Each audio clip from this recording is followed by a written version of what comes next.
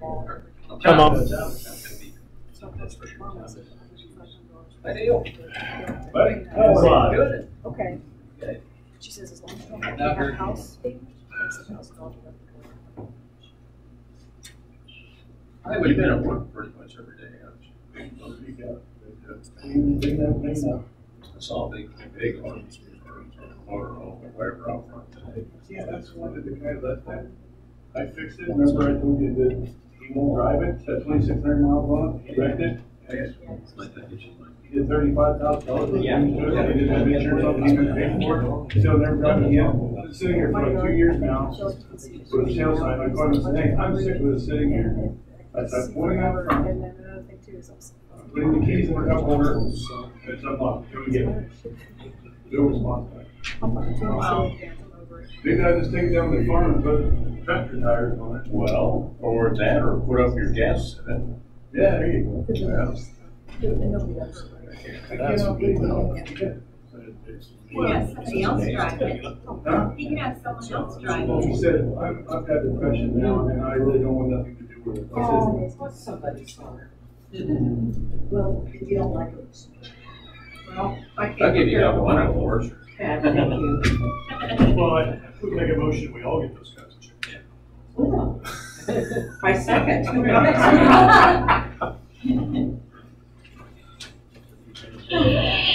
It's just. No, it's just a bun. Dude. Now you're taller too. Well, now, do you want that to come down a bit? You're very tall. Because Yeah. there's a lift in the center one says lift. Oh, be careful. Don't go over that. Oh my God. This is so much better. Thank you. Miss Val, Thank you very much. you're welcome very much.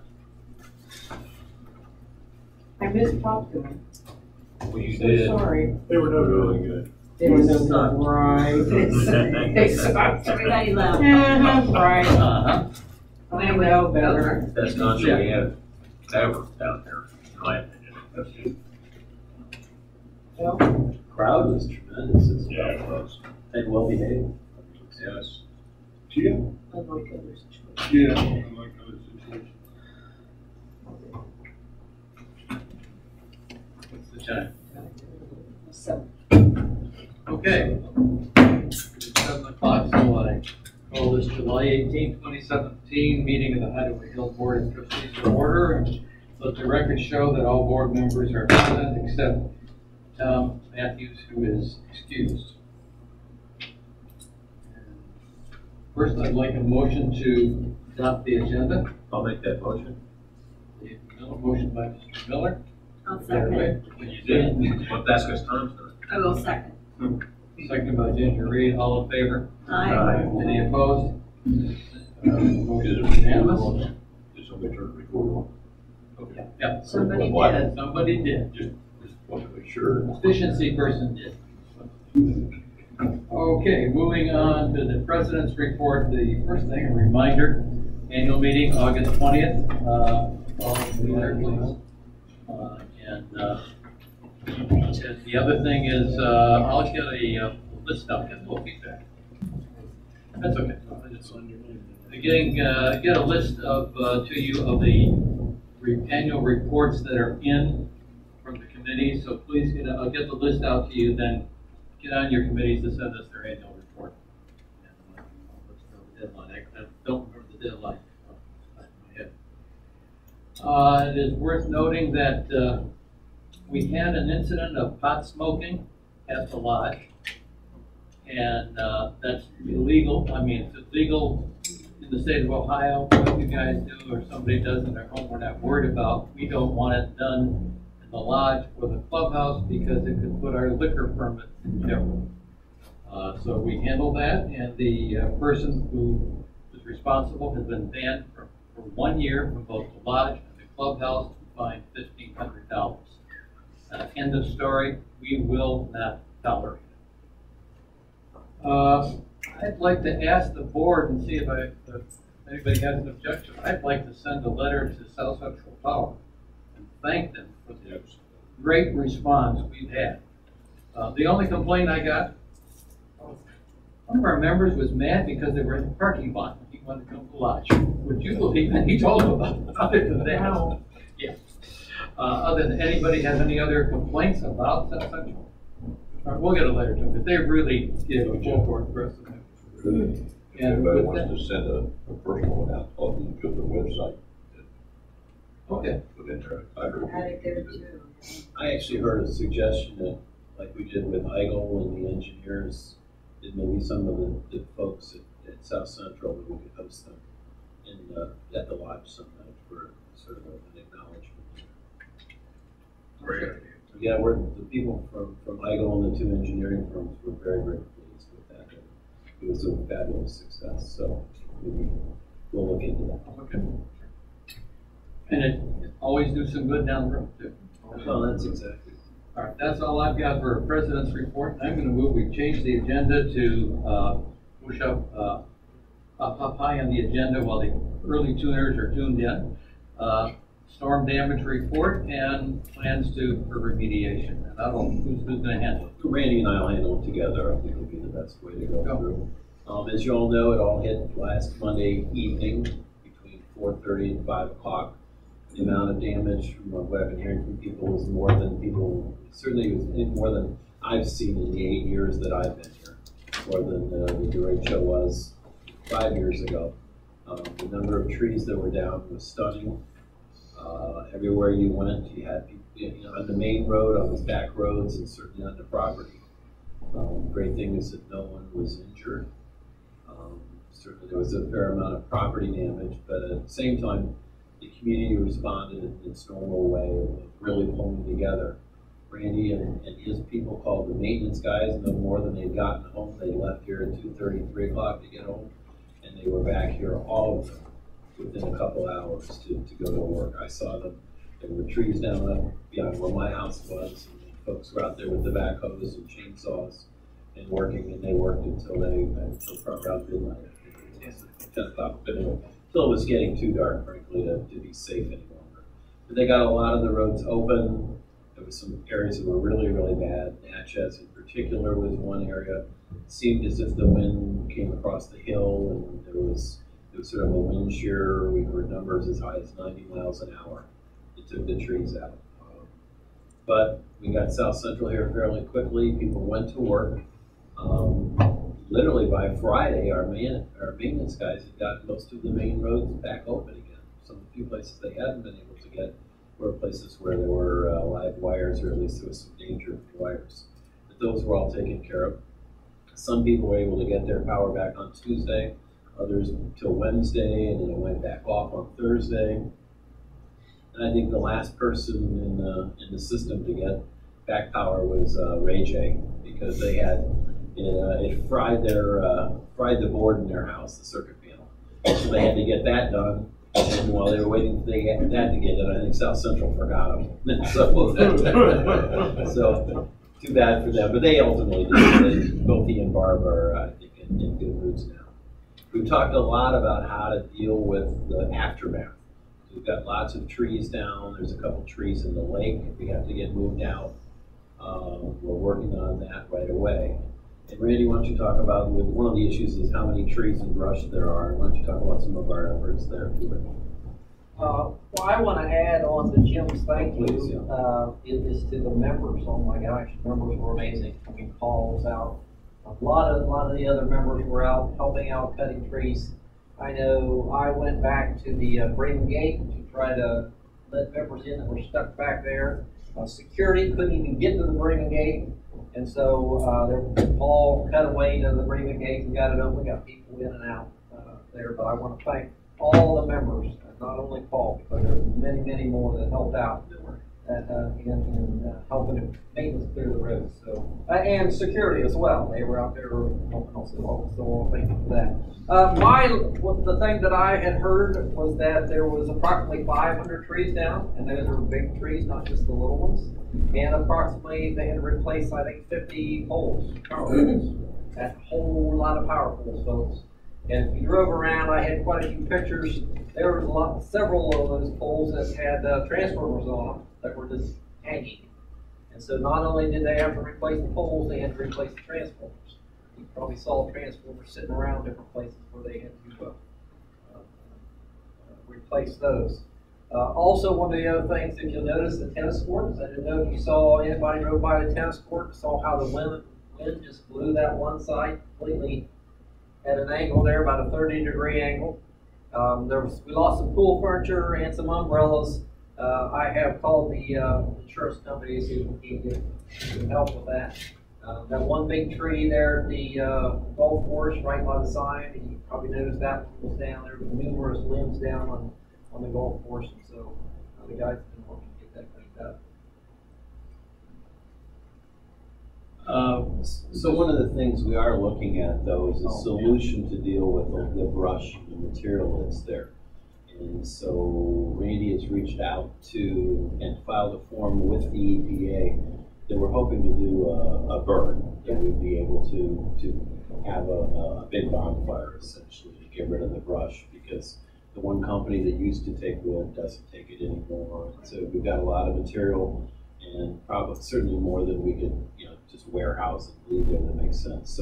So we've submitted that. We're hoping that'll work for us. I mean, we can't burn unless we get the permit, but for us to get the permit, then the governor's office has to declare us as sort of a quasi-disaster area, or at least a place in need that we have to do it. So we might we're hopeful that that'll happen, and it won't be a series of fires. It would essentially be a big fire that we would get done with it. We think we'll probably do it over by the ORV track and the airport, because there's fewer trees there to burn. There's less danger, certainly, to people's homes and anything over there. But again, it's not something we'll do on an ongoing basis, but we're hoping to do this as a one-time and give people a solution. When we figure out what it is, we'll decide. We've also talked about, if that doesn't work, that we might rent a chipper for a couple days, and people could bring their material over and we would chip it, potentially have maintenance work it. We wouldn't want members running an industrial chipper. That seems like a recipe for disaster. So again, if the fire works, then we'll probably go with that first, because it'll be the quickest and most concentrated process. If not, we'll continue to plan on. We spent a good bit of time. We canceled management twice, and we finally ended up meeting on Thursday night. We were quite a bit late. There were lots of issues, but one of the big ones was just recovering from them. Again, if you guys see, the maintenance guys really and the security guys really worked above and beyond the call of duty. They're a special group. On another note, one of our maintenance guys had suffered a loss in his family. So, and anyway, so inclined, there's a fundraiser for him and his family. So, but anyway. You mentioned the members. One of the things that we noticed in front of main drag, that countless people, I was working outside, would stop by and say, "Are you okay? Do you need anything?" And it was really nice. Yeah, I think we can congratulate ourselves. I think we did a really, really good job of responding and helping each other. The spectrum is we've got a lot of wires that are temporary, so you're going to have different outages, and you might even have with South Central, because there are a lot of temporary hookups on South Central. If you see the one you go by the golf course or by the clubhouse, we've got a piece of wood kind of giving them some slack that I think they'll leave once they get the other wire that's still hung up by trees. I would like to remind the membership that Randy and I are not responsible for your internet service. So don't call us. You said you were removing trees from the lake. There are some trees. There are trees that need to be removed. There's one on my property that went down and busted my seawall out. It's huge. But I was planning on taking it out. That's the member's responsibility. That's what I thought. I didn't think. No, I said they need to be taken out. There's one right next door to me at the vacant property. It's a good sized tree.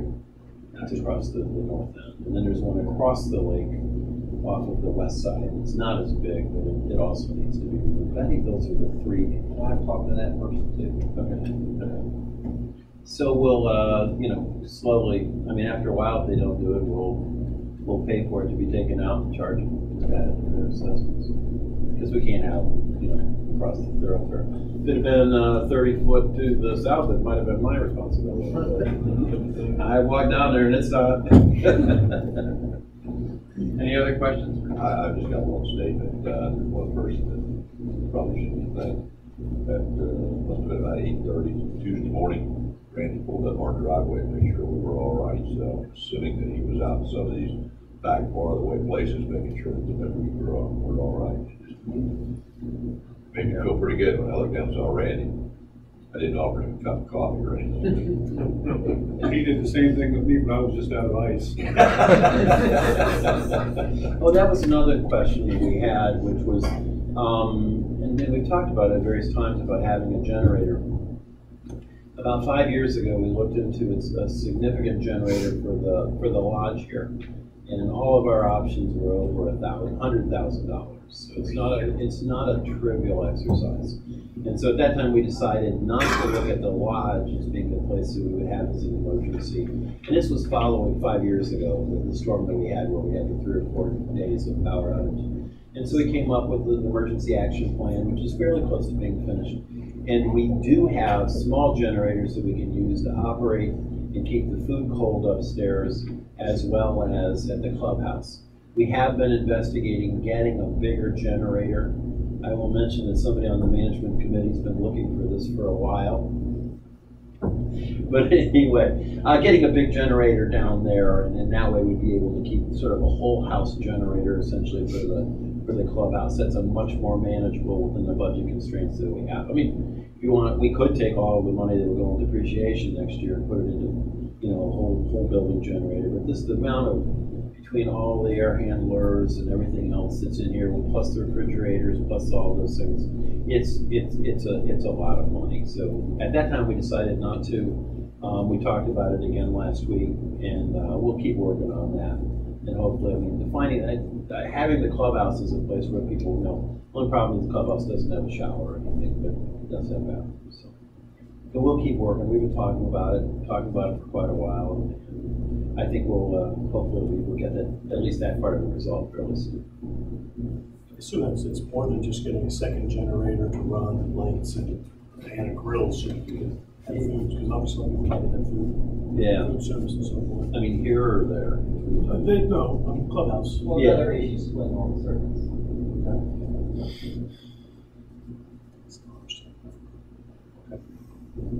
Any questions from the audience? Okay. On what? On On everything? No, at this point, on the storm damage. Yes, I wanted to say thank you to all the club members, you know, the people, the maintenance crews, and everyone that helped. That was one of the reasons why, you know, I wanted to come tonight and say, I think we have the best community there is. Agreed. Everybody seems to pull together, and but then on the other hand. We got open forum coming, so. Okay. All right. Okay. Mrs. Barker, do we have any correspondence to read?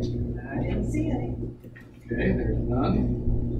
Then may I have a motion to consider the minutes of the June 20th board meeting, which has been distributed to everyone. Moved by Linda Lonsinger, second. Second. By Ginger Reed. Any discussion? All in favor? Any opposed? That is passed. Now moving on to the treasurer's report. Ginger Reed. The balance in the Benton County National Bank for all committee funds is $64,158.29. You all received in your email today a copy of the report with the ledger sheet. And then as far as the budget, why Jim Sigafus is working on it, a 6-month comparison, and we'll all receive it soon, as well as it'll go on the website. It'll be year over year and taking the dam assessments and expenses out of it. So it's a lot more freedom. He's got it rough done, and that should work. All right, Ginger, are you making a motion we accept that report? I will make a motion. Second. Second. Miller? Dave, no. All in favor? Aye. Any opposed? It's passed. Moving right along. We're right back to Jim with Management Committee. Thank you very much.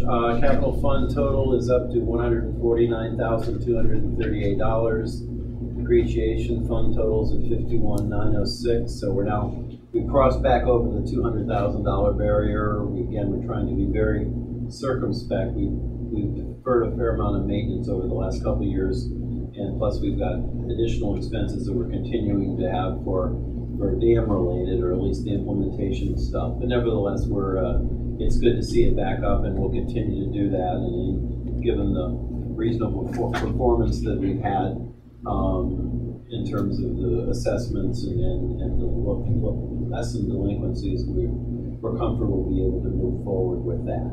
One of the issues that's come up has been the whole idea of the front area of the dam, the trailers that are down there in front. What are we going to do with it, and trying to make it more attractive? Randy and maintenance have done a really good job over by the ORV track area of getting rid of the junk that's over there in the boneyard. We're reaching out to people who have stuff there, moving it out, and we're going to clean it up and again try to provide that in place. None of us like the idea of having trailers littered all over the front of the dam. You will note there's one pontoon boat right there. It happens to be mine. They're working on the pontoon that'll be gone within a day or so. So there is one there, and I really didn't realize he was taking it there, but it is there. But we'll get it off. But yeah, we're going to work to get that done and cleaned up. I mean, it's such a pretty dam, and with all the improvements we've done, we'll keep working on that. One of the issues we've noticed is that there's a fair amount of water that comes off of the parking lot when we have these deluges that wash across the shelter house. And so I've asked Lindsay Walker to come up with a plan, potentially working with our maintenance, how we could possibly build, basically some mounds to divert water away from that area, because otherwise it does wash it out pretty good. It comes flowing right across, and then it's muddy, and then we got to clean it again. And given that the shelter house is so heavily subscribed, that's something we do want to avoid. We'll keep working on that. You notice that we had bollards, which are those little safety sticks that we put on top of the dam. Where they are right now is not where we intended them to be placed. One of our members, who was basically handling that project for us, went up on top of the dam with them, and he was going to, the location we prescribed was closer, sort of halfway through the concrete spillway.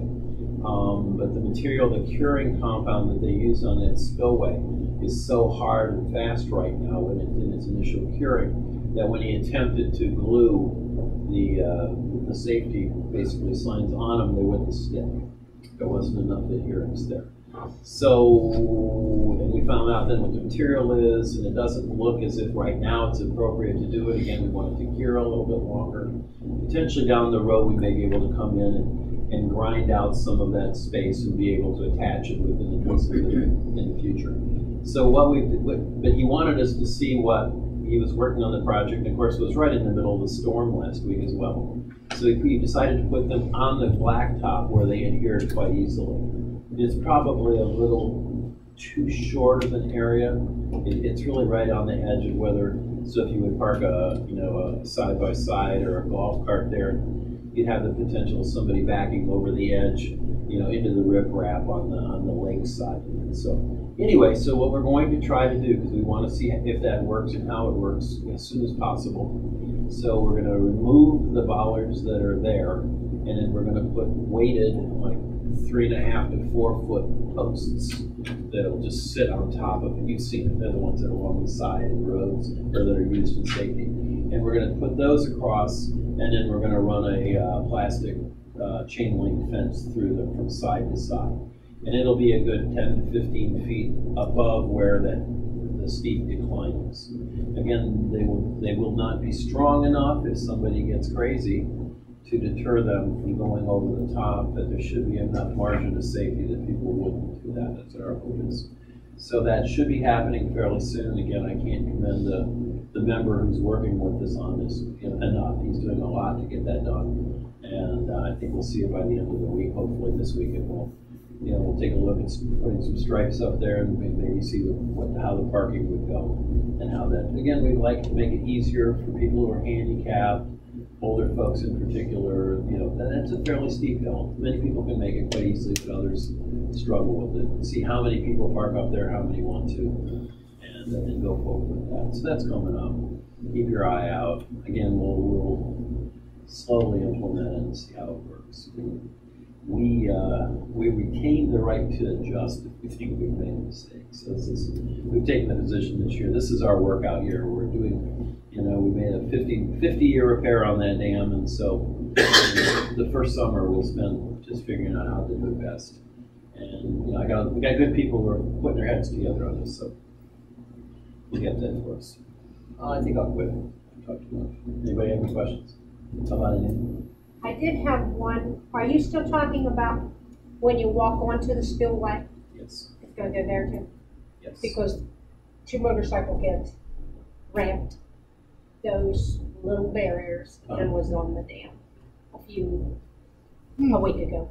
Yep. He ramped that little, whatever those things are. Yeah, well, the ramp will come out, and the concrete, the blacktop and the concrete spillway, it's not going to be open for motorcycles. Yeah. That'll be, they'll do it once, and the second time we'll find them. That's just If we find out who it is. Yeah.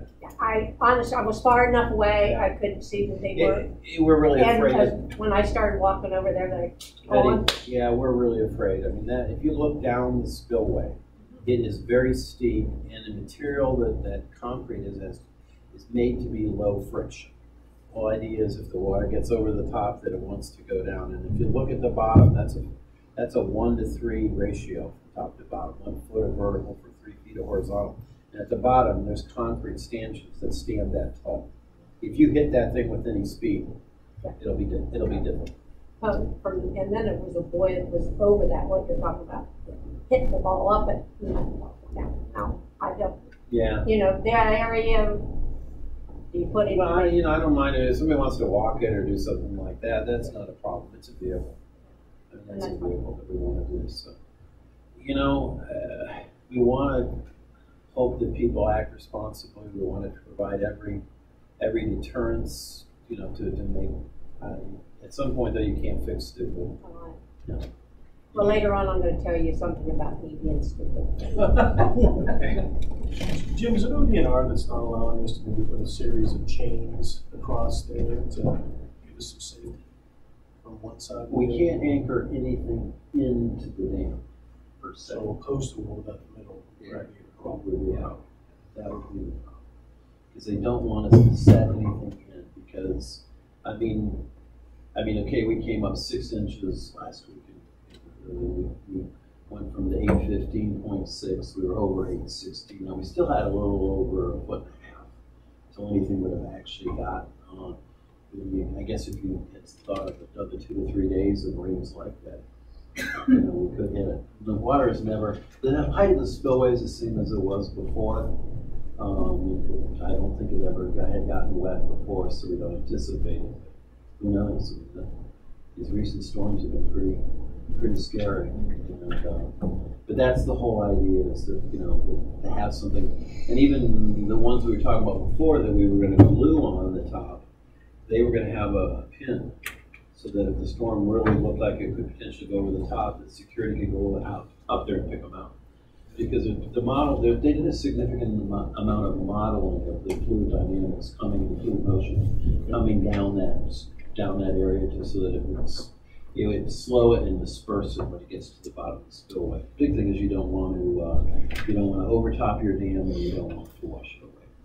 So that's what that spillway, and why it's at 817, 818, and the top of the dam is 823. Those are the issues, if you want. Any other questions? All right, Randy? Thank you, sir. I want to call your attention. I'm sure you all got the new delinquency list. The regular assessments went up a little bit, not much. We were so proud last month, but we didn't have anybody on the 60-day list. This month, unfortunately, we had 7 people on the 60-day list for regular assessments and 11 for the dam assessment. So I got my work cut out for me this month. The people that were on the list last month, on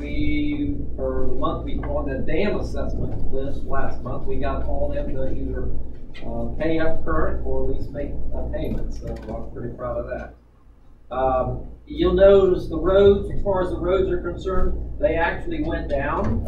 From 10/5/90 to 8/9/40, what we have on there now is people on the 30-day list, which aren't really the set 60-day point where, and most of those people pay as it is anyway. So we'll keep an eye on them next time. The dam assessment total as of right now, well, actually as of yesterday, was $336,099. So that's significant there. We do have the retainings that we have to pay to IGO yet, but that's not going to take us down a whole lot. I think about, it's not going to take down over half of that. So we're doing pretty good with the dam assessments. The pole lights for the dam. The poles are in. The base material is in. We don't have the fixtures in yet, but we're still trying to determine the best way to mount those. The specs call for a 42-inch base to be underground base, and then we'll probably have either 6 to 12 inches above ground. But the problem with that is 42 inches is below lake level. We go down that far. So we're talking to Lindsay about this also. We're thinking about mounting them onto the dock pads, but we're waiting to hear back from her on recommendations on the foundations for those. But we do have the poles are in. They're real nice. They're not very heavy. They're 18-foot aluminum poles. And so as soon as we hear back from her, we'll proceed with getting those foundations in and those the electrics run and the lights up. And they will have electrical outlets on them, GFI outlets on the lower part of those, so folks can plug things in if they need to clean their boats or this, that, or the other. Our guys are out there. Well, they're still working on cleanup, but they're also trying to get ready to start chip and seal. We need to get that started here as soon as possible. We've also got the moto pave we're going to be doing. We're wanting to get that done before school starts. And so you'll see them out there patching and getting ready for the chip and seal program to start. We've got a new entry door for the lodge it has been purchased. We're just waiting on the contractor to install that. That door has seen better days upstairs. What he is going to do, is the same gentleman that we got the door from that did the golfer glass down at the clubhouse. He's the one that put the stained glass or the glass in the door upstairs. And we're going to keep that and put it in the new door. It does have some repairs that need to be done to it. He's going to do that, and then once the door is installed upstairs, he'll replace it with the glass that we've had there for years. So that's going to look pretty sharp. I know everybody's getting tired of using the porta potties down front. I've had some complaints about those. They come once a week to clean them, but typically it's just not quite enough. And so that new septic system down front will start the end of this week or first part of next week at the latest, providing the weather holds fairly decent. So that shouldn't take more than a week or so to get that installed. We'll be back in business down front where we can use those restrooms and showers and things. Couldn't use those showers during the storm. Apologize for that. The other thing we're looking at, e-commerce is a big thing right now. As you'll notice, a lot of the malls are losing their stores. Stores are going out of business. Everybody's ordering things online, and security is taking the brunt of that. They're up to about 60 packages a day of all sizes. It takes a lot of time to check those packages in. It takes a lot of time to document those, and it takes a lot of time to figure out where they're going to put them, where they're going to store them. And that's just this time of year. This time, they're going to be swamped. So we're looking at different ways to extend the guard shack, a temporary extension of the guard shack.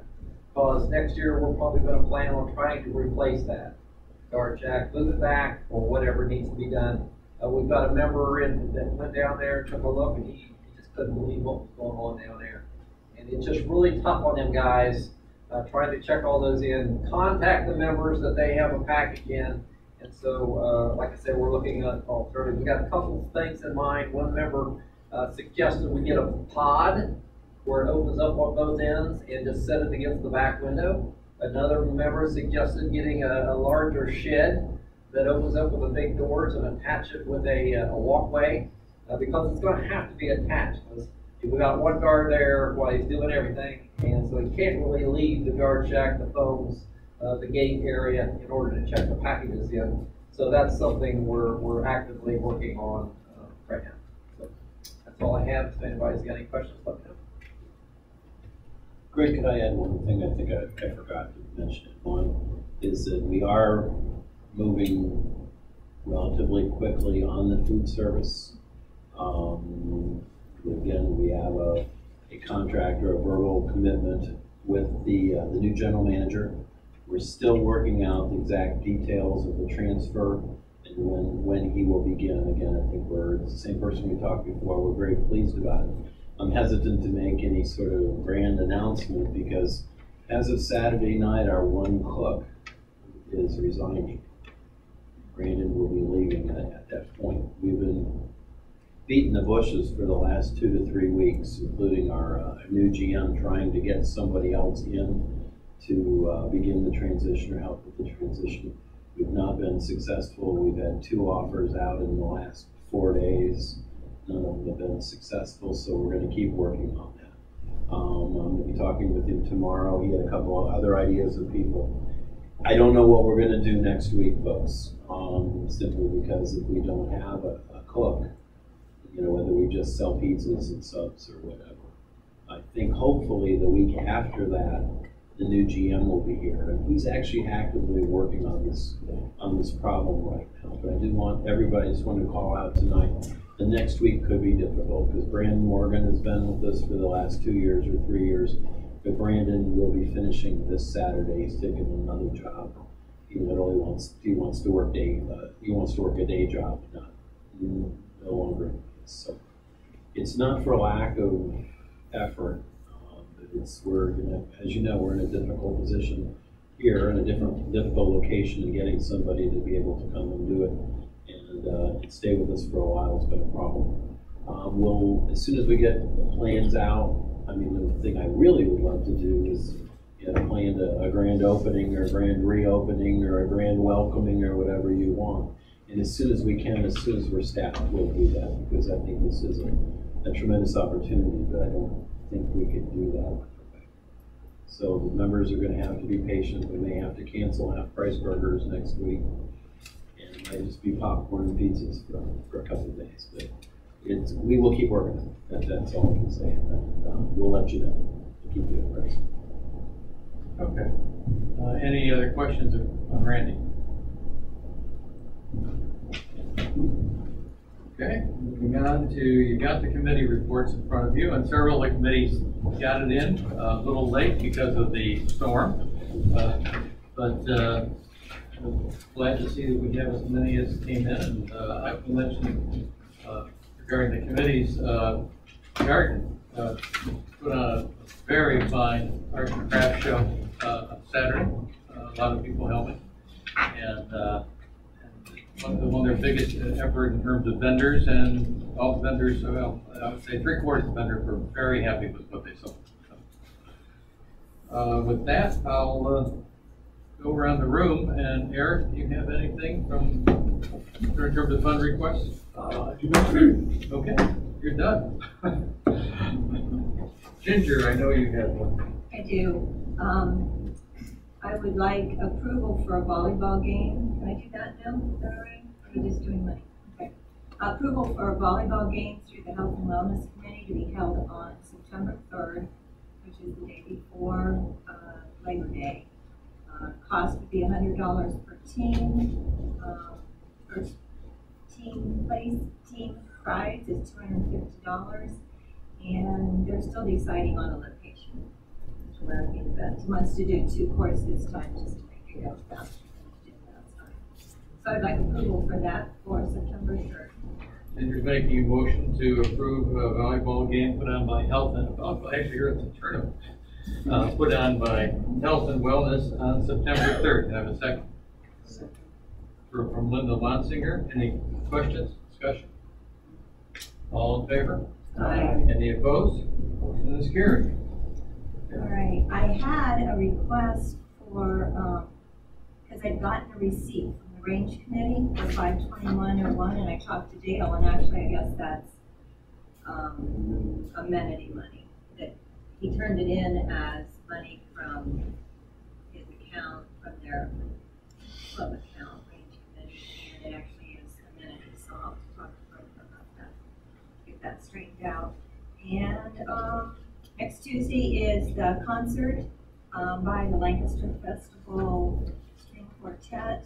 So bring your beverage, your lawn chairs, and sit down close to the stage and enjoy an evening. So great. Okay.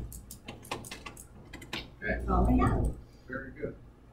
Just for clarification, the amenity fund money is actually approved. Those projects are approved, so we don't have to approve them here.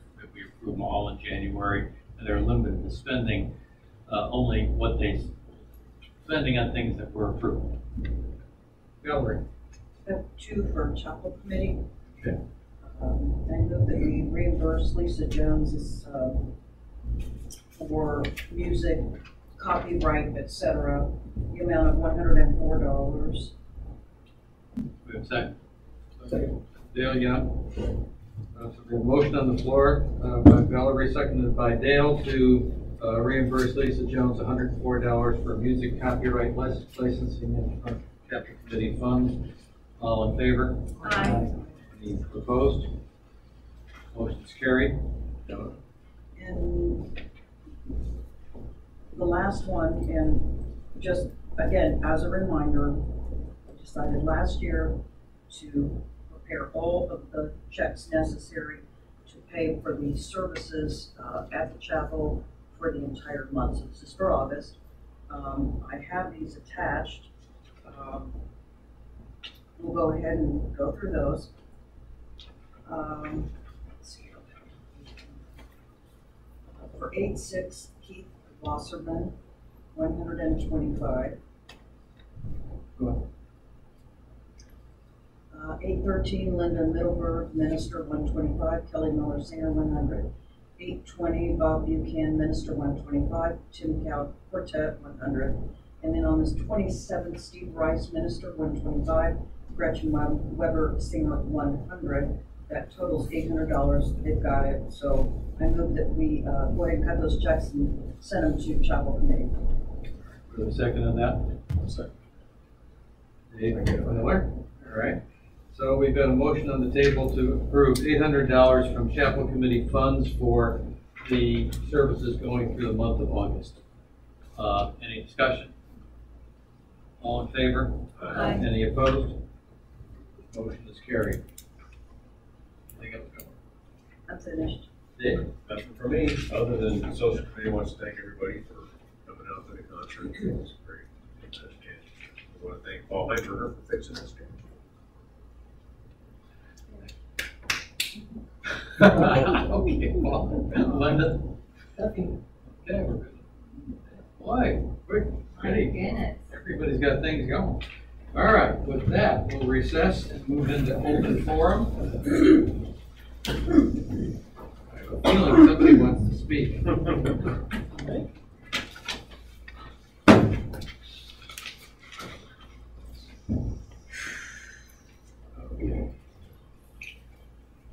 All right. Betty, would you come up to the microphone? Well, I think you can hear me back here. Well, no, we re-record, so unless you're gonna hit somebody, it's better to be there. Start with Jim Lloyd. I can do that. And we need your lot number. It's 1683. Thank you. Monday, my husband and I, as I said, can be stupid. Went out on the lake just for the form for the storm hit, and we run out of gas. So we drifted down, and Tom Dunley and Pat lived at that corner. And she just by chance come out, because I told Tom, Everybody says go out on the lake. During the week, there's nobody there. Well, there was no one around. So, Pat came out. I hollered to her and said, would you please call the guard shack? We've run out of gas. This was before the storm hit. She comes out a little bit, a few minutes later, and says, the guard says, there's no one here who knows how to run the boat. It's a possibility. You know, there was maybe only him. He can't leave. I understand that. But what worried me was they didn't know how to run the boat. So Tom Donnelly did come out. He hauled us up to our dock. But before we got there, I mean, lightning started. We put his life in danger, but he did a fantastic job. As soon as we got to the dock, tied it up, holy heck, let loose. Of course, trees down everywhere we tried to go, come Lancaster, come out that way. I don't know if you can address it that all guards can run a boat.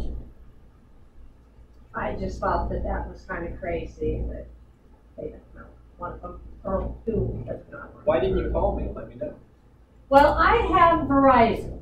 Verizon doesn't go anywhere in here. Tomorrow my Verizon account is closed. I have AT&T from here on out, and everybody says you can use AT&T. All right, and then there's two other things that I would like to address. I live back in front of the pond. Tom and I do. We have maintained that pond for 4 years. We probably put $6,000 in it. I put chemicals constantly in it. I've heard that you're going to put the one corner lot up for sale, which I have no problem with. But if you're going to say that this is a nice place to live, that this pond's a nice place to look at, if you want to get a lot of money for it, someone else needs to maintain that pond. Mud's rolling down off that hill. We scooped it out, you know, keeps coming down. Tom's wanting to pour more money in it, and I say no. And I have not a problem with someone buying that corner lot, okay? But also there needs to be someone to address 2 houses on Aztec that looks terrible.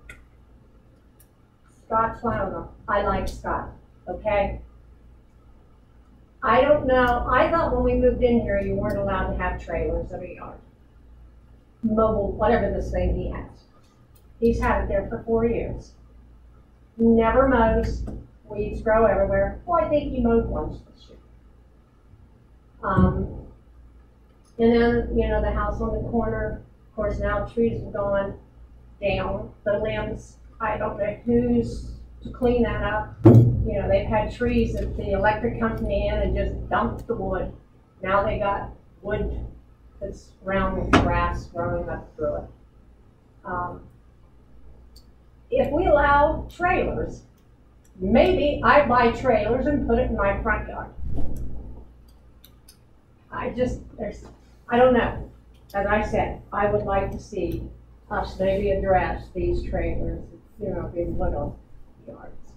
So maybe I can put trailers up there in front of that lake and rent them out. Brandy, you familiar with the trailer? Yeah, it's a camper. But I don't like Rich, as I said. I like Scott. Yeah. You know? But it's been 4 years that he does nothing and he lets that thing sitting up front of that house. And I think he rents it. I'm not for sure. He's a renter. I don't think he owns that house. No, he doesn't. So in And that respect, can you say not do that? A letter was sent to the member to clean that up, too, also. Because I'm aware of it. Okay, Yeah. okay. Yeah. So one letter and, Yeah, a letter and then a fine if necessary. okay. And can if you're a non-member, have a trailer sitting in front of what you're renting? We don't have any rules that say they can't. Was it like at one time you couldn't have trailers in there? You can't have a house trailer. And you can't live in a camper.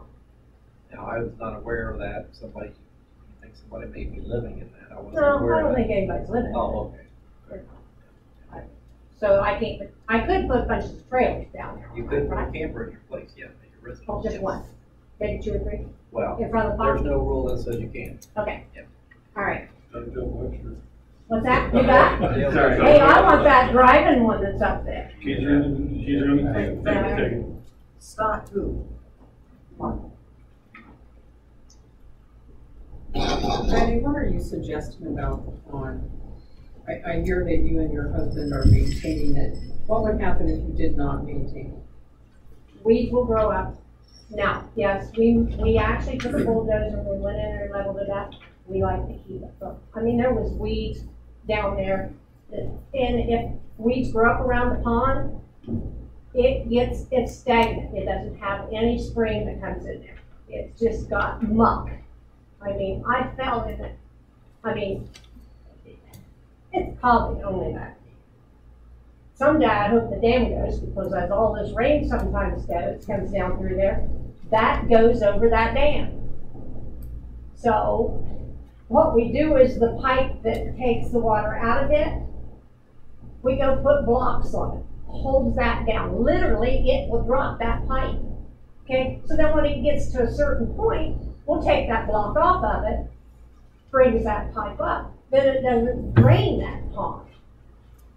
But, you know, when it started going over the dam the other day, I said, well, maybe the dam will go and they'll just level it and maintain it. And smoke it. The chemicals you're putting in is for weed control? Yes, yes. Last year I put blue dye in it. You know, fell in, and luckily I didn't get that blue dye all over me. And not real, I'm telling you. I was up to here in muck. Had a pair of flip-flops I didn't want to lose. I finally got them out. So it's just, you know, it's an eyesore if we do not take care of it. I even asked Sue, you know, Sweet 16 Sue, if by chance they could put a sprinkler in there, or one of the fountains in there. We'd run the electricity to it, okay? But I won't pay $1,600 or more for, you know, a fountain. So, Well, I appreciate you bringing those two things to our attention. We'll have to debate that before we decide. but, you know, as I said, you better tell people that move in there that it's not gonna look pretty, because I'm not gonna keep maintaining it. I just, you know, And I thank you for probably would, maintaining but. it. Thank you. Okay. All right, we'll go back into regular session and unfinished business topics. And there, first thing we have to do is to reaffirm the e-votes. And hold on one second when we get. Okay, we've got, the first one was, everything was passed unanimously, but the first one is 6-0. So we'll take that one separately, and then I'll read all the rest that were 7-0. Okay. June 23rd, an e-vote for $352 from Health and Wellness Committee funds to pay for the T-shirts for Saturday's 5K. It was passed 6-0. All in favor of reaffirming that? I guess, wait a minute, I can't do it. Get a motion. We'll make a motion to reaffirm it. So moved. Eric Lapp. Thank you. Okay. And we have a second, Linda Lonsinger. All right. All in favor? Aye. Okay, now I'm gonna go through the ones that we e-voted 7-0. E-vote, and by the way, if you guys wanna change your vote, we go through this, you may. E-vote $1,050 from Chapel Committee funds for the July music and minister costs. And then an e-vote for $750 for the Lancaster Festival musicians coming to Hideaway Hills on June 25th. An e-vote for $453.69 to Promotions by Design for apparel sold by Food, Fun, and Fellowship from their committee funds. An e-vote of $128.10 for tables from Taylor Rental for the Dam Jam and the Pop Gun concert. Pop Gun was $370. $128 was for the Dam Jam, $373 was for Pop Gun. Up to $1,200 for food from Bauer and Sons for the Dam Jam from Social Committee funds. That was also 7-0. E-vote to allow a maximum 20-foot powerboat with a molded ski deck was approved 7-0. You vote to accept $5,000 for lot 2046 was approved 7-0. You vote to reimburse Donna Kalis for seat cushions, cushions purchased for the Chapel Committee fundraiser in the amount of $504.32. And you vote for $198.32 from Garden Committee funds for items for the generator, bird bath, water tank, etc. for Greg Fitzhasson. And you vote to accept the resignation of Wendy Williams as the chair of the Organic Garden Committee, and an e-vote to approve Belinda Augustus as the new chair of the Organic Garden Committee. All those were passed 7-0. May I have a motion to reaffirm all of those votes? Yes. By Dale Young, motion. Second by Ginger Reed. Any discussion? All in favor? Aye. Any opposed? Motion is carried. Moving on to new business, I just put a discussion item up. We had a lot of emails going back and forth about verbal abuse of security personnel. We had two incidents this last time. And then also one is non-compliance. By non-compliance, the person was asked to move a vehicle, wouldn't move it. And people had various opinions of what they wanted to do about this. Generally, on a first offense, they're warned. After that, they could be fined $25 up to $100 by Randy, depending on the severity. But I'll just throw it open. I'd like to say something first. Sure. This incident report is a little unclear on whose truck this was. Yeah, that's what I was. And so, I mean, if you look at it, you will think that the member jumped the security guard because he asked him to move the truck. But that's not the case at all. This truck did not belong to that member whatsoever. The security guard walked up, saw the truck, and saw the members walking to the dock, back to their dock that left the truck there. And he was going to attempt to go confront them when this member just jumped all over him with what was said. He couldn't understand why this member jumped him because he had nothing to do with that truck. He was just taking his kayak out. It wasn't his truck. So, security guard went over and talked to the member. They were dropping something off at their boat. They said they'd get it and they'd leave right away. But the incident with this member, I have no idea what started this. And the report is as it said. He hasn't even talked to him in months. He just up and jumped him. And I have no idea why. I wouldn't worry about, I mean, I appreciate your concern, but what started it doesn't matter. What he did, man. Yeah, right. All right, with that clarification, who wants to speak up about how we handle these going forward? Anyone? I can tell you how we used to handle it. Came to a screeching halt. The abuse regarded any employee, it was an automatic Article 9. And one guy got fined $1,500. He threatened the guy that he was fined $1,500.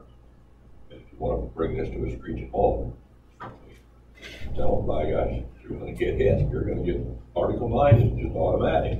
If you don't, or if you are verbally abusive or threatening to a Hideaway Hills employee, you're going to get an Article 9, and you're welcome to come in and state your case.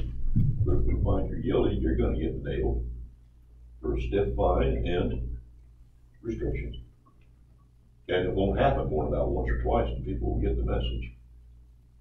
But you're going to have to put it out there. You're going to have to let people know that this is what's going to happen.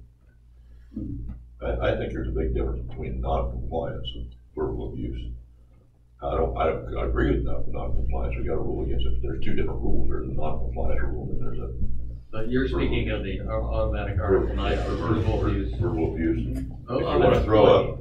But to make it of an employee. Pardon me? Oh, an employee, not just security. Yeah, any employee. Okay.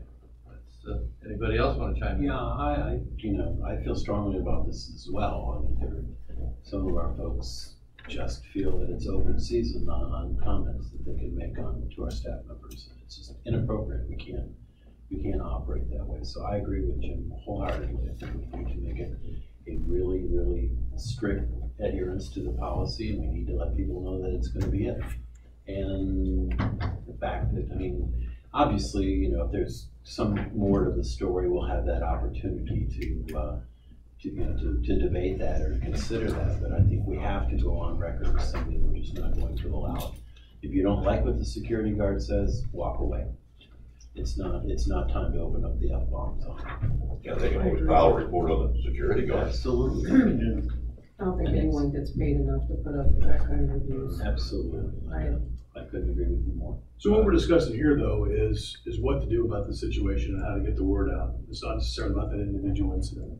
That's for another topic, is it not? That's correct? Okay, So so. no, this is more the policy. Right, and we certainly brought that up in the email that nobody should come to work having to worry about their being threatened.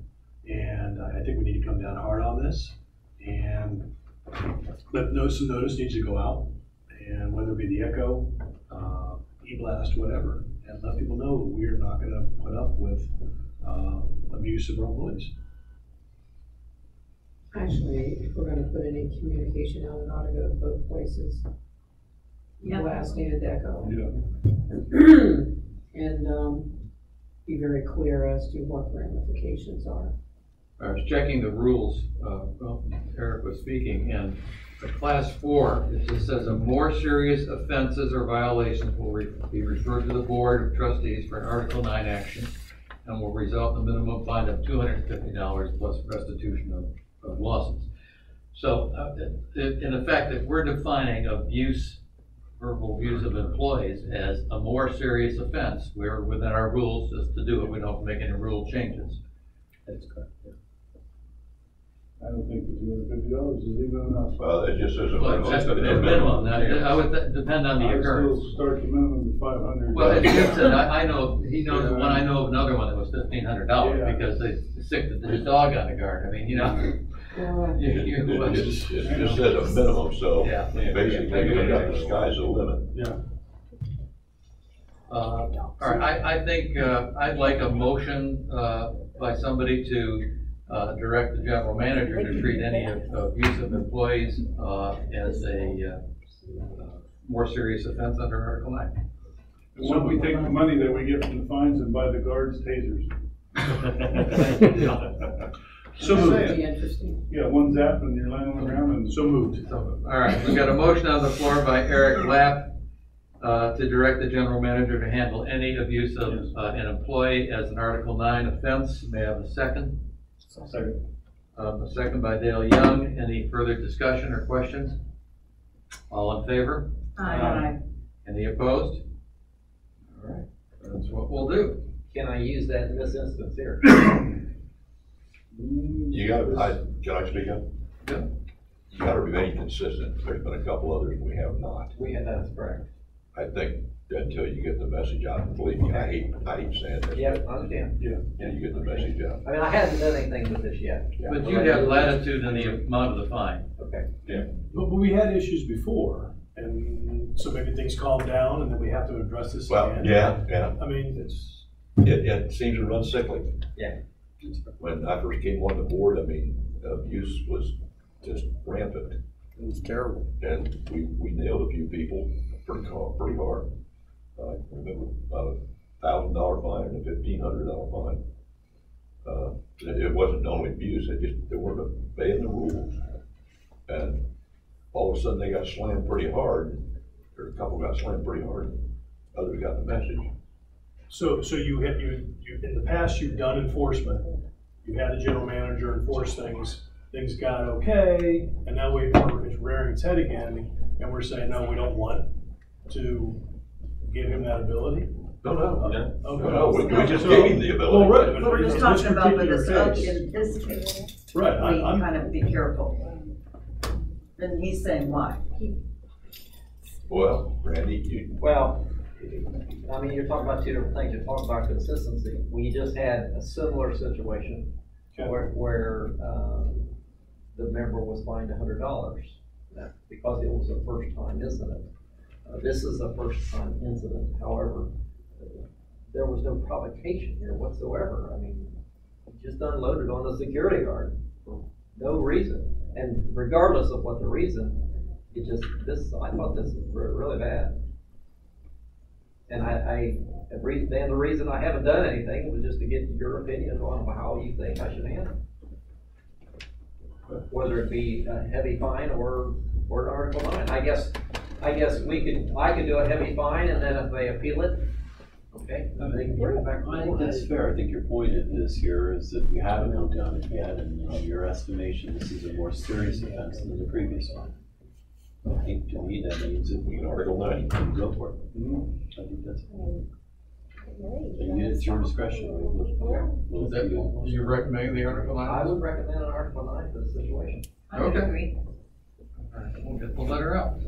Don't we vote on that? Yeah. Am I wrong, or have we done? Oh, we have, yeah. I didn't make it We're gonna official. use the names, though, right? Yeah. I make a motion. Yeah, we got a lot number. Lot 363. All right, so Ginger's making a motion to, what's the date of the incident, Randy? 7/14/2017. All right, the incident of 7/14/17, verbal use of a guard to move on an Article 9 against lot 368, or 363, that's right, 363. Second. I knew who was second. Enforcer. Who's ready? Any further discussion? All right, all in favor? Aye. Any opposed? That is carried. Randy, you can get that letter out. Thank you. Yeah, I do. One More than welcome. Hey, Greg, you wanna do something about, talking about the non-compliance too? While we're at it, Well, we're at it. What's the, I only have one question for Randy on that. Non-compliance, could that be in other words, you can't fine them $100 if it's a first offense unless it's, what, 3 or actually 4. I mean, and if you read the descriptions of the rules, it's kind of spooky. A $25 fine is not enough. But can't we legally raise it to like $100? Question. Yeah, what are you referring to? You're talking about non-compliance? Non-compliance, where they don't really give them a hard time or swear at them or abusive, just move your car. I think I'm all right there, I'm gonna leave it. that's what you're saying, yeah. It's not, they don't get abusive or nasty, they just refuse to do it, you know? Okay, that's, all right, so you're following the rules, you're told to follow the rules, and you just, you don't oblige. And then tell them, they say to the security guard, I don't think I'm wrong, I'm not gonna do this. Or I don't think I'm in Similar the to the last instance, where they were asked to Yes. slow down on the lake, and then they didn't, so they were asked to remove the boat, which they removed it at that time. Yeah. And then that's when the verbal abuse. Yeah. So that's what you're considering non-compliance. as long as there's no verbal abuse. Oh, yeah, well. I think that the one with the car, if I remember reading it right, it wasn't abusive particularly, it was just, no, I don't understand why I have to do it, he can't, or he doesn't. Oh, yeah. But the current language that's in here on the fines, I don't see how non-compliance, unless you say it's gonna be a class 4, it doesn't fall into class 2 or 3. Which means it That's would be a because of the 25. word, that's the wording. Well, a second offense would be higher. And we normally do that in a second offense, but according to the wording, it's. What I was afraid of. Sorry, now, hey, it's a rule, we can throw it to the Constitution Committee and. Yeah, we can always change the Basically, what rule we for would have to do non-compliance, is make it cover. a section 3 first Yeah. offense. But I think you've got to change the rule on that. Again. Okay, So well- why don't you please refer to your Constitution Committee and come back. Okay, what time you want to meet, Greg? I'll call Tim. But we ought to look at all those definitions, because and talk to Jeff Spangler, because Jeff has been uncomfortable with some of the definitions too, and he wants to tighten them. This fall, Tim, you and I, if you remember, we're gonna completely revamp the rules, go over all of them. We are going to try to reduce the number of rules. Yes. Okay. All right, any more on this topic? All right, just the audit is, the report is back. You got it in your packet. I know you haven't read it, it's at least 5 pages. There is nothing significant in there. They've mentioned some things, they don't like the way we do it, but it's, one is the reporting relationship, and, you know, they can say what they want, we can do what we want. But generally, the audit is clean, and that's what the auditors say in their letter. But if you read it, and if you have any questions about it, you can bring it up either offline or next month. And if anybody wants paper copies, I have four paper copies here. Of the full audit? Yeah. This is our summary page, Yeah. unless I want to go to sleep. Yeah. I was gonna say that if you have any insomnia, we have the on reports for all we do. Well, we got the numbers, the number part. Yeah, that's true too. And the other thing I might note, you'll see if you do read it, that most of the things that have been mentioned in the past have been corrected. Yeah. And I must finish up. The only thing that was of some concern is that the accountant wasn't following up on checks that hadn't been cashed. We had a lot of outstanding checks, and that's supposed to be a monthly process, and that has been corrected. Okay, moving on. Any additional business coming before the board? I'd like to throw something out there. We've received an awful lot of dog issues, and I know we started discussing it last week.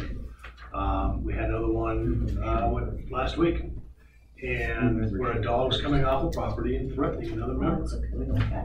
I just think we need to address that. If it's, I'm not. Can you give me some insight of what the fine is right now, and if somebody's dog not attacks, but at least threatens somebody? Do we have anything? Yeah. In this last incident here, I think it would, there had been a previous warning to this member about their dog. And in this case, I would consider this a class 2 $50 fine. It's not a repeat, well, actually it is repeat, but it would be a repeat, so that would be a $75 fine, which is, but it would be a class 2, which is described as an offense that has or could have caused minor injury to the accused or to another person, or has caused minor loss or damage to any personal property or club. But, I mean, there was no injury, but I mean, it threatened a 10-year-old child, and there could have been.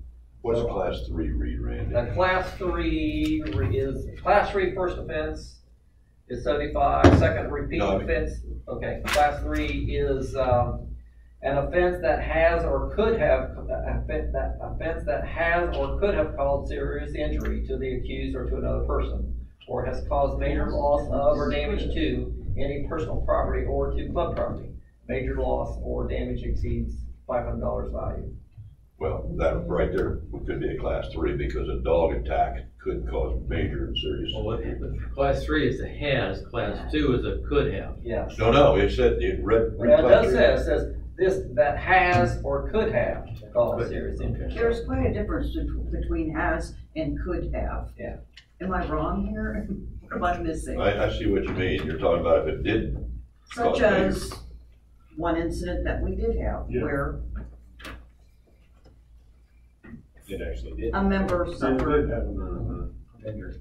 an injury. And what did you prescribe in that instance? Was that a class 3 or was that a 2?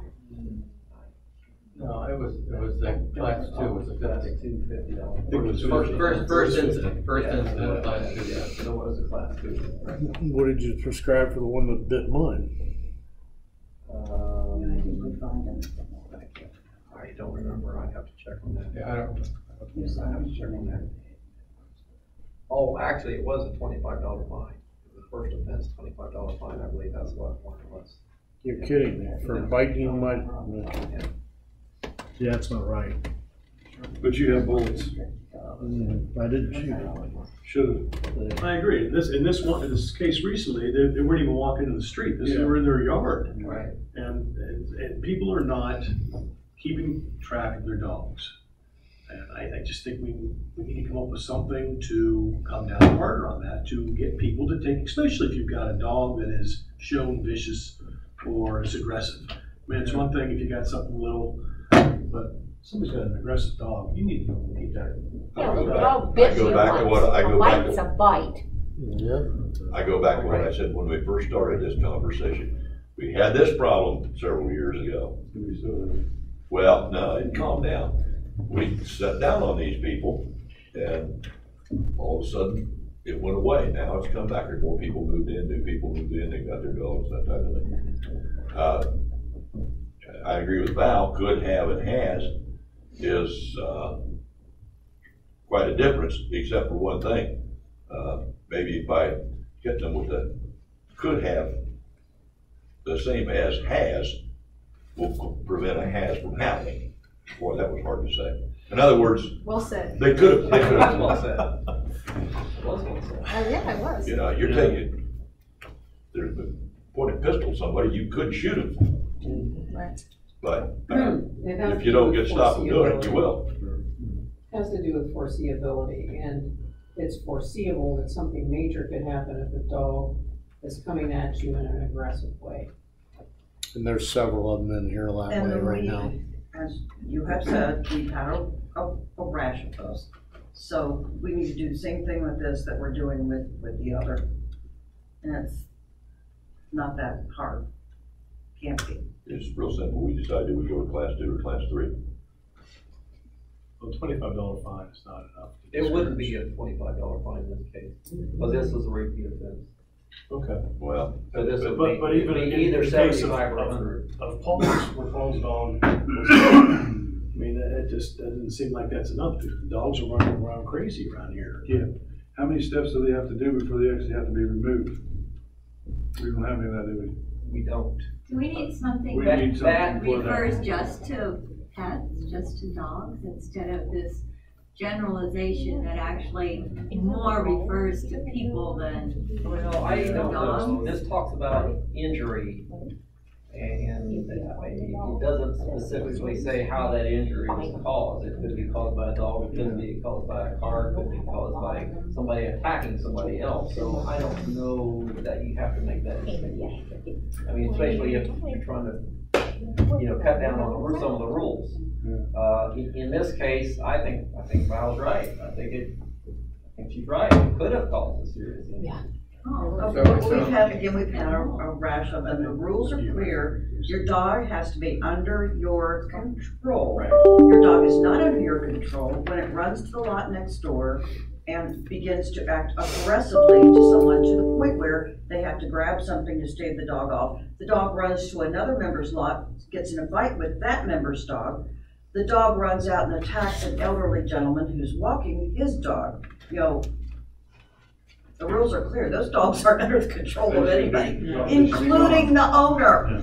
Including the owner. The come spot. Screw you.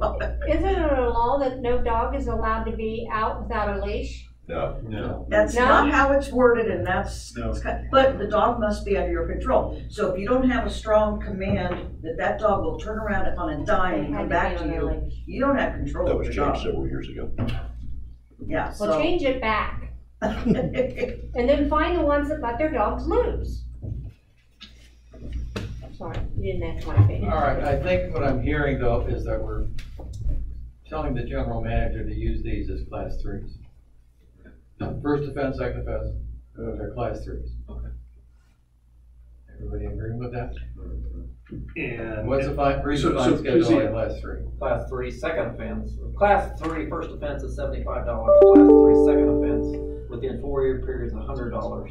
A fourth and further offense is Article 9. And I remember that we did have one that got to Article 9 and he was gonna remove the dog. Yeah, he's gonna say we had, he voluntarily, but we were gonna tell him to. Right. Yeah. True. Okay with that? So is $75 enough? Is that enough to do? Well, in this case, it's 100. But That's the second offense. Yeah. I don't think you can go any So higher that- than that because of the way the rule structure is. Any higher than that, you got an Article 9 guy. Okay. I'd like to make a motion that we give him that authority like we did with the last situation to treat it as a higher level offense. 3, was that? Yes. Is that okay? So basically, we're saying dog, aggressive dog attack, how do you even word this? That could cause injury. Aggressive dog situations that could cause injury that not under control of the owner are automatically a class 3 fine. Well, is that what you're saying? Because a class 4 is Article 9. Right. So are you suggesting a class 4, or are you going to saying leave class- it as it is as a class 3? For a class 3, first offense is 75. First offense. No, no. Okay, then, yes, that's what I'm saying, is we want to be tougher on these loose dogs. So the first one would be a $75 fine instead of what a 25 before. Yeah, and that's when if you can do your magic and create my motion that way. Aggressive dog situations that are not under the control of the owner are automatically a class 3 Well, now fine. you're saying something else now. So you've got a loose dog and you've got an aggressive dog. Aggressive Oh, I dogs think if they're running threatening. loose, that's, you don't know what the dog's gonna do.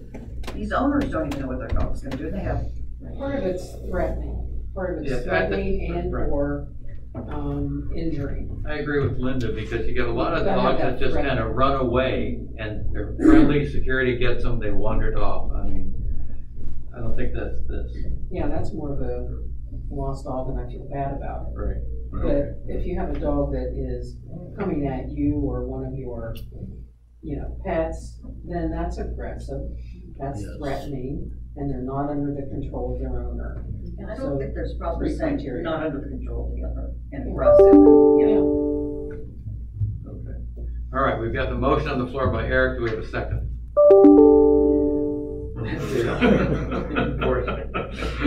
Any further discussion? Okay, all in favor? Aye. Any opposed? Motion is carried. Now, moving on to any other additional business before I go on? I was not here last month, and I forgot that Steve Cummins sent me a thing, and he's asked me to ask you why that you guys want them to pay for half of their parking lot down there, which was a 20 by 60. And he doesn't think that that's fair, that the range committee should have to pay for half of their own parking lot down there to have it gravelled and cleared out. Well, we quite often ask the committees to partner with us in terms of creating enhancements to their facilities. And the range committee in particular is one that we've given a lot of money without asking them to do it. And so we tend to, our money goes further if we do it. I mean, there's no expectation in my mind that any of the amenities, I have a right to something. So we just sort of negotiate them on a case-by-case basis. Otherwise, it just becomes, you go ask Dad for everything, for example. All right, And Dad, you get it, you get it, you don't get it. we don't have no money to pay for the gravel, so you're just gonna have to put into, thank you, I love you. So that was the point of that. Yeah, that was- I mean, if they really can't, we also want to encourage committees. A lot of committees are very creative in doing fundraising. Yeah. Now, maybe they can't. I've always thought that they should have some ability to do it. So that was simply what it was. And we don't have a hard and fast rule. But when they came in and said that, because we bought the fence for them this year, and we did this and we did that, and we thought, okay, you guys want this, we accept that, that's good. But why don't you work a little hard and come up with half the money, and we'll work with you. And that was fun. There's also the amenity. Well, Well, they didn't have- remember somebody stole that all for the Yeah. for the drenching last year. Well, there's New Year. Yeah, that's right. They have the money I don't know who that guy was. We have $962.13. And how much does this have? I don't even know what it was. I think it's $600. We weren't trying to be punitive. We just wanted them to. Yeah, because he goes, well, look, the tennis courts have gravel, everything else has got gravel, why do we have it? it slipped my mind and I'm asking now. So now it's on TV and he's probably watching. So there you go, Mr. Steve. Any other additional business? Hearing none, we'll ask the secretary if she's got any new members this month. We do not. No new members. There's a first. That's an error. I know. There's a first. I didn't see any. House still for sale. Well, well, maybe for June. I know July, we got a ton of members. Okay, I didn't coming see in any. July? Yeah. All right. Actually, if you look at the,